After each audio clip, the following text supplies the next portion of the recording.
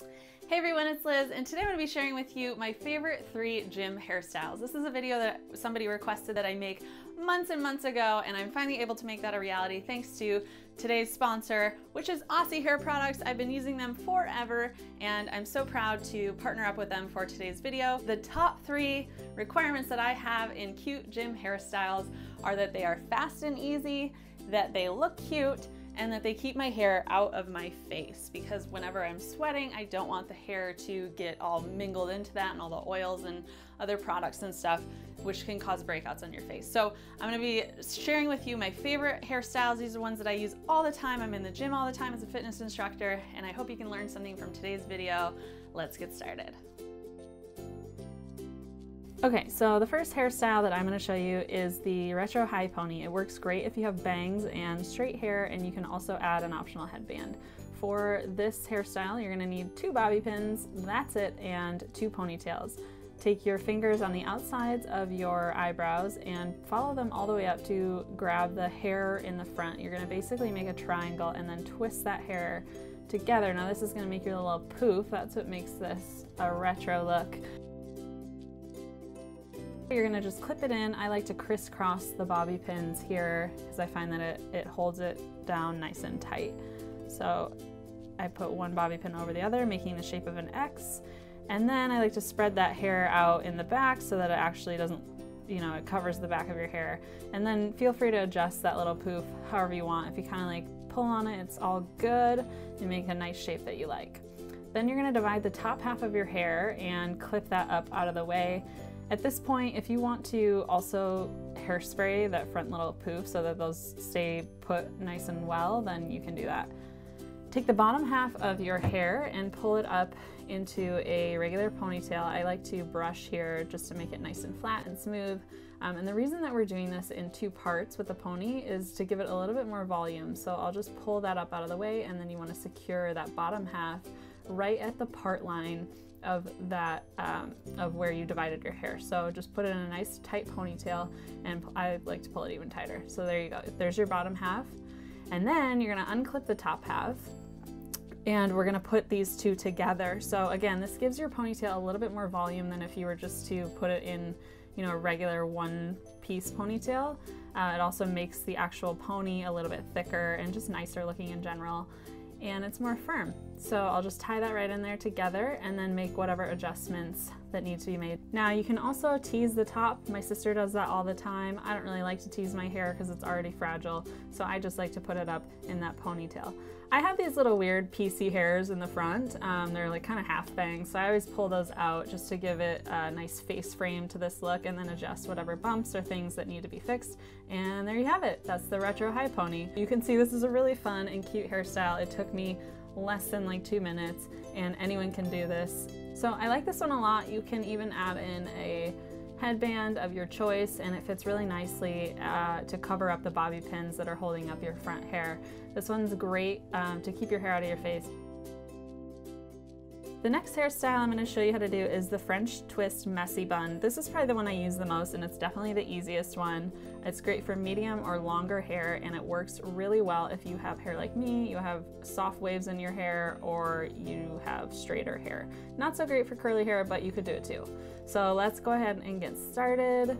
I'm just going to part my hair however I want it that day. I usually do a side part that kind of goes diagonally across my head, and then once you have the part that you want, you're going to take about a 1-inch section from the very front and separate that. You're going to twist it up, and then to do the French twist part, you're just going to add little tiny sections of hair as you twist that all the way back. So this is a great way to secure your hair without using any clips or anything like that, so you won't get any dents in the actual hair, and it'll give you a nice soft curl. Actually, sometimes I actually sleep with my hair like this because it gives me a nice face wave.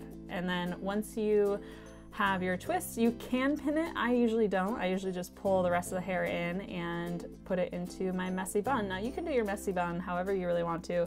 I usually do 2 wraparounds just to make sure that it's nice and tight, but I know every girl has their own way to do her own messy bun, so I just like to keep it a little low to the side so that way it adds a nice texture on the other side and kind of evens out the look. So you have a twist on one side, and then you have this cute little messy bun on the other. And again, there's my little piecey hairs in the front. I always like to pull those down just to kind of give, you know, a couple pieces of hair framing the face.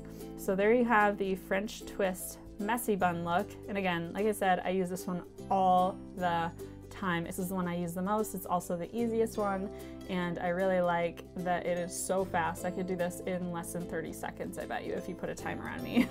Okay, let's move on to the next hairstyle. So the third and final hairstyle is also the most difficult hairstyle. It is the wraparound French braid. I taught Sarah how to do this one too, and she does it all the time. So this one requires a little bit of practice. You also need to know how to French braid hair, and I'm not saying I'm a pro at it, but I can do it well enough to get it down into a side braid. I really like this one because, again, it keeps the hair off my face, and it's very great for if you're doing like plyometric moves or any kind of jumping. Your hair is not going to be going anywhere, I promise you that. So to start, get your part going however you want it, and I always like to brush my hair for this one. You'll start at the very front, just like we did with the French twist. Grab a 2-inch thick section of hair, and we're going to divide it into 3 parts so that we can start the French braid. Now, I used to play field hockey and lacrosse and stuff in high school, so this is something that I had a lot of practice in, was braiding my own hair, because neither of my sisters somehow, they didn't know how to braid hair. So I had to learn this, and I've been practicing this for a long time. There's 2 ways to do braids. You can do it the over way, which is the way that I'm showing, where you're pulling each strand over, one over the other, and then switching. And there's also an under way that kind of gives you that flipped around look that my sister Sara uses a lot. So whatever way that you choose to braid your own hair, just practice and remember that you will get better the more that you practice this one. So you're basically going to braid all the way down.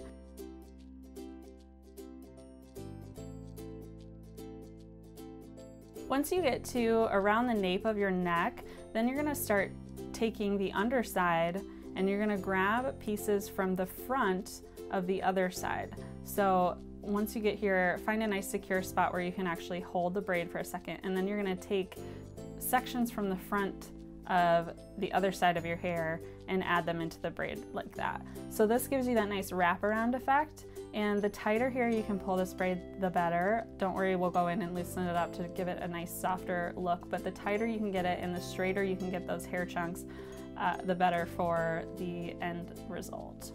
So once you get that front hair, I usually get it in 2 or 3 sections, then you can just go ahead and complete the rest of the braid. And again, this is a wraparound look, so you're starting on one side and you're going all the way around to the other side.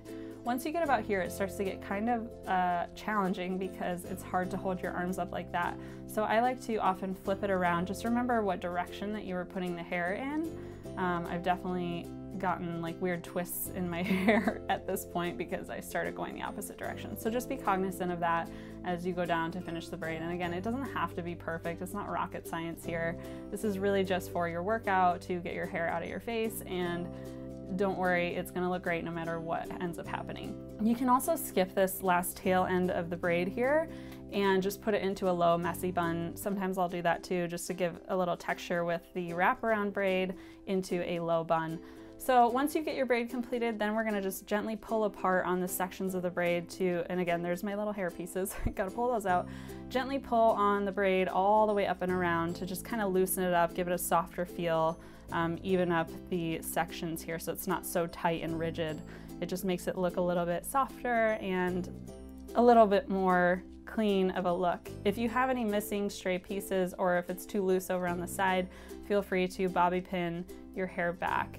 So there you have it. As I mentioned, you can just wrap this around into a low bun or just take that braid itself and wrap it up.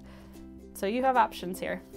Lastly, I just have a couple of tips for you, because obviously as you're putting your hair up into ponytails and pinning it back and stuff like that, you do have the potential for more breakage and split ends because those elastic bands can really pull on the hair, especially if your hair is already vulnerable because you have color treated hair like I do. A lot of you remember I have dark brown hair, like super dark. You can kind of see my roots coming in here.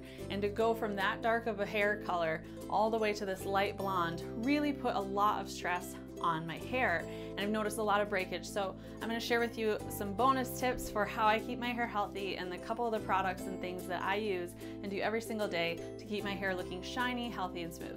My goal with these last little tips is to help you keep your hair just as strong as you in your workouts. So my first bonus tip for you is to not wash your hair every single day. When you wash your hair every day, it ends up drying out your hair, and especially if it's already vulnerable like this, that's definitely not something that we want because it can lead to more of that breakage and split ends. So instead of washing your hair every day, I usually go about 2 to 3 days in between washes, and I use a dry shampoo. I recommend not using aerosols because a lot of times they have titanium or aluminum and other heavy metals in them. Just make sure you check the ingredients. Now, when you are ready to wash and condition your hair, I like to use the Aussie 7-in-1 Total Miracle shampoo and conditioner. I find that these really make my hair silky, smooth, shiny, and it just smells really good. It has kind of a coconutty smell that I really like. So if you want to get your hands on the 7-in-1 Total Miracle, I will link it in the description box below for you. In addition to that, I do also do a once a week deep conditioning treatment. Now, that's because I have color treated hair. Before I had color treated hair, I did not do that, so just a little disclaimer there. One thing I do absolutely every single time before and after I shower is brush my hair. I used to use a regular brush, but especially when I went from dark brown to blonde hair, I noticed that regular brushes really can pull out your hair, and I started getting a lot of breakage, especially up here, especially in the front where it's already weakened because it's getting heat treated more. So I bought one of these tangle teasers. It's essentially a little handheld brush. I found this out when I went to my hairstylist last time he used it. Instead of pulling the hair just passes through the bristles. They're also different length of bristles, so I really like this one. I got the hot pink one. I got this on Amazon. I'll link it down below as well. When my hair is wet, it's a lot more difficult to actually brush it out, so I make sure I go really slow and I do one section at a time. I start from the bottom and then work my way up. Now, most days of the week, I try to avoid using heat treatments. What do I mean by that? I mean blow drying and using hair straighteners, curlers, whatever. When you use a lot of heat on your hair, it adds a lot of stress, especially if you're not using a heat protectant. So that's one thing I have added in. I use a heat protectant every single time, whether I'm blow drying or straightening my hair. But obviously, I'm not always putting my hair up in a ponytail. So what do I do when I keep it down? I make sure to spray on my heat protectant, keep my heat tools on very medium low settings, just enough to actually straighten or put a soft curl in the hair, but not enough to actually burn the hair itself. I try to only use heat treatments on my hair 2 to 3 times a week maximum. The other days I like to just let it air dry. Now again, you want to keep your heat tools to a medium or low setting. Even when you're using like a blow dryer, I like to keep it on the warm setting instead of the hot. And yes, that does take a little bit longer to actually dry your hair, especially if you have thick hair like I do. But what you can do to offset some of that time is to let your hair air dry most of the way until it's about 75% of the way dry, and then use the warm setting on your blow dryer. Instead of just blasting it with that massive amount of heat, that's what I typically like to do. Now, if I'm in a rush, a little bit different story. Sometimes you gotta do what you gotta do. So that's it, guys. That's all I have for you today. Those are my 3 favorite gym hairstyles, plus some bonus tips for how to keep your hair healthy, happy, and strong, just like you in your workouts. I wanna hear from you. What was your favorite hairstyle of the 3? Was it number 1, number 2, maybe number 3? Tell me in the comments below. And again, if you liked any of the products or you want to get your hands on any of the stuff that I showed you in this video, I will make sure to link everything that I mentioned in the description box below. Special thanks to Aussie for helping sponsor this video. I hope you guys liked it. If you want to see more stuff like this, I want to hear from you. Tell me about it. I'm happy to make more beauty tips and things like that from my own normal daily routine. If that's something that you want to see, just let me know in the comments. As always, don't forget to subscribe, and I will see you next week. Bye-bye.